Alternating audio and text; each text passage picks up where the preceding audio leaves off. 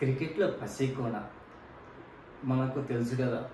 ఆఫ్ఘనిస్తాన్ క్రికెట్లో ఎలా ఎంటర్ అయిందో, ఎలా ఒడిదుడుకులు ఎదుర్కొనిందో, కనీసం ఆడడానికి సొంత గ్రౌండ్ లేదు. అలాంటి టైంలో మన ఇండియా ఆదుకునింది పెద్దన్నలాగా. ఒకనొక సందర్భంలో మనకు తెలుసు కదా, నోయిడాలో ఒక గ్రౌండ్ ఇచ్చి ఇదే మీ సొంత గ్రౌండ్గా భావించండి అని చెప్పడము. ఆ టైంలో ఐర్లాండ్తో T20లో సిరీస్ ఆడడము. ఆ తర్వాత కొన్ని రోజుల తర్వాత షార్జాను హోమ్ గ్రౌండ్గా మార్చుకుంది. మళ్ళీ తిరిగి బంగ్లాదేశ్తో మ్యాచ్కు మన నోయిడాలోని హోమ్ గ్రౌండ్ చేసుకుని ఆడాలి. అలాంటి జట్టుకు ఓన్లీ గ్రౌండ్ ఇవ్వడమే సహాయం కాకుండా మన మాజీ క్రికెటర్లు కూడా చాలా మెలకులు నేర్పించారు. ఈ లాస్ట్ వరల్డ్ కప్లో మన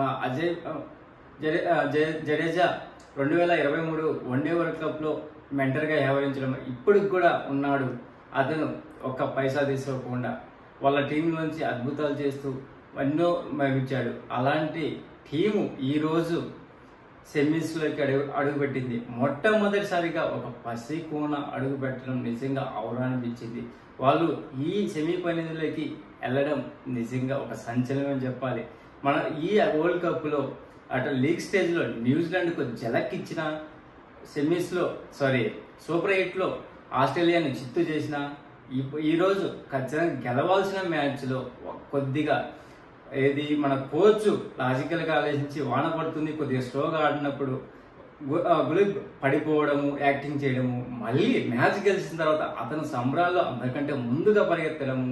నిజంగా ఈరోజు క్రికెట్ అభిమానులు కొందరికి అది చీటింగ్ అనిపించినా కానీ వాళ్ళు నిజంగా సెమీసుకోవడం చాలా ఆశ్చర్యకరంగా, తర్వాత మంచిగా అనిపించింది. మీకు ఈరోజు ఆఫ్ఘనిస్తాన్ గెలవడం ఎలా అనిపించిందో కామెంట్ చేయండి ఫ్రెండ్స్.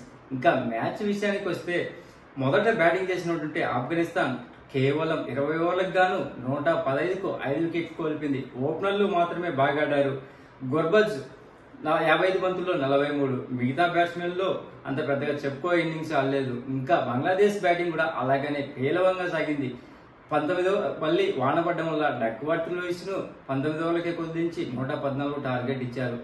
అలాంటి మ్యాచ్లో నవీ ఉల్ హక్ కానీ కెప్టెన్ రషీద్ ఖాన్ కానీ సంచలనమైన బౌలింగ్తో ఇరువురు 4 వికెట్లు పడగొట్టారు. నవీన్ ఉల్ హక్ అండ్ రషీద్ ఖాన్.